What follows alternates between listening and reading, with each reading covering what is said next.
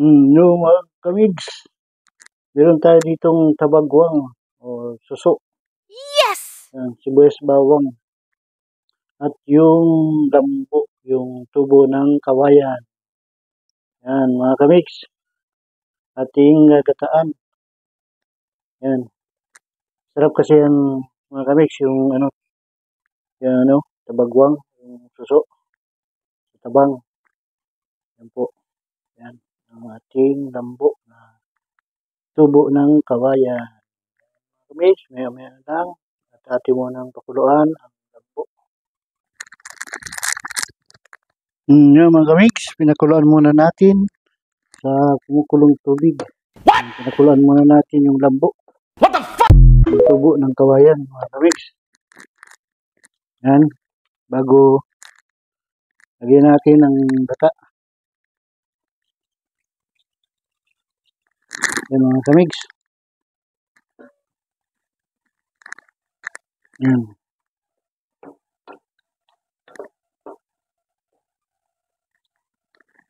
At ilagay na natin mga kamigs ang ating sibuyas bawang.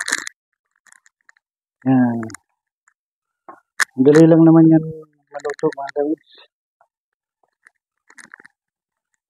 At pinakuluan na natin yung ating lambo or tubo ng kawayan mga kamigs. Wow. Yan. Takpan muna natin yan mga kamigs. Para mabilis siyang kumulo. Ating takpan. Yan. Maya-maya na lang. Kamigs. Kulong-kulo na ang ating lambo.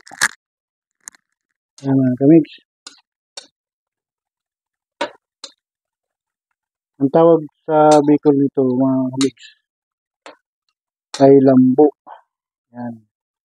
Yun yung matatabang kawayan na tumutubo pa lang. Yan mga kamigs. Oh.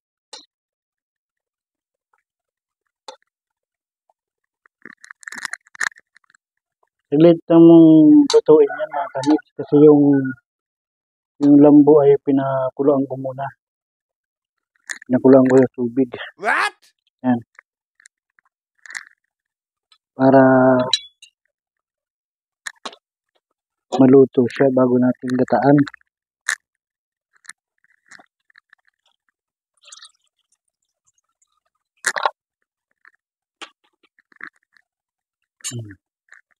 Lagay na natin mga kamigs ang purong gata. Para pagkulo niya, ilalagay natin yung tabagwang or suso. Yummy! Yan mga kamigs, pakuluin muna natin ang ating yan mga kamigs. So, kulo-kulo na. Yan.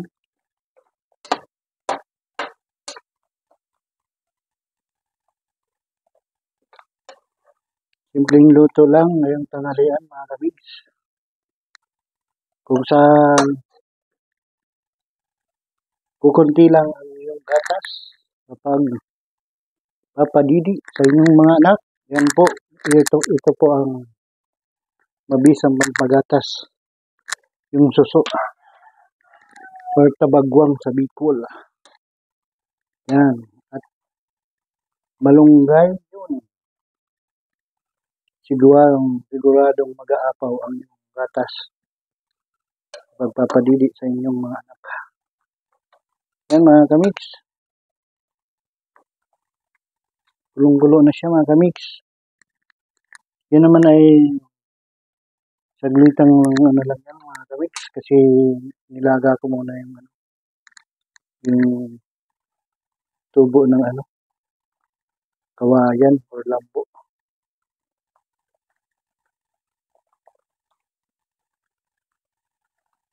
Yan mga kamigs. Oh.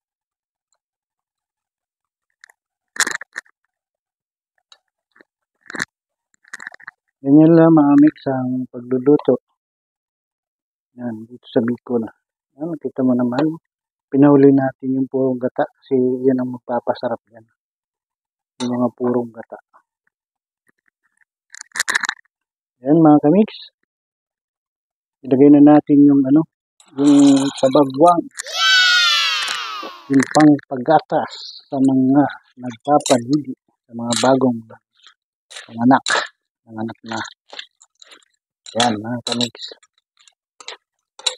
Yan po ang kailangan nyo, yung tabagwang or suso. Yan o mga kamigs. Maglagay na natin ng magic.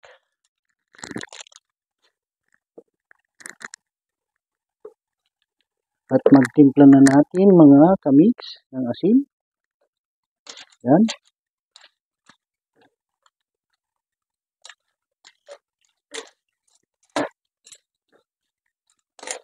Yan.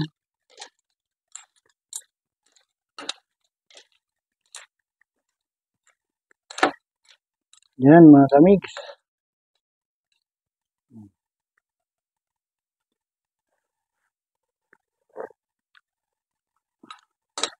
Oh, mga kamig, ang sarap. Nice.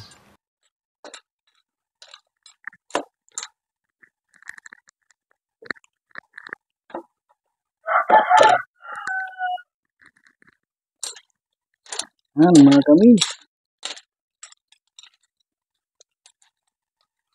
Yan ang ating recipe for today. Ginataang lambo with suso. Yan.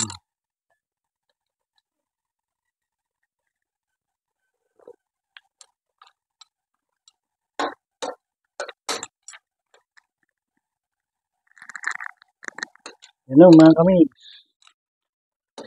Kunting kulo-kulo na lang yan mga kamigs.